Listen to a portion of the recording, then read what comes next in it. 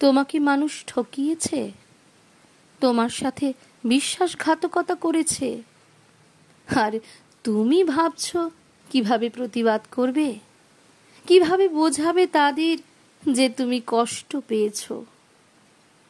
না, বোঝাবে না।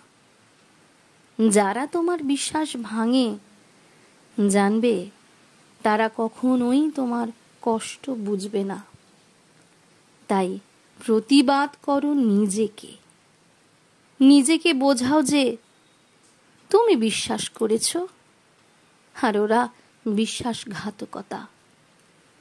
তুমি ভালোবাসা দিয়েছো, আর ওরা ঘৃণা। তুমি বদলাওনি, বদলেছে ওরা। আর কয়েকজন মানুষের জন্য নিজেকে বদলে ফেলো না। তুমি যেমন তেমনই থাকো।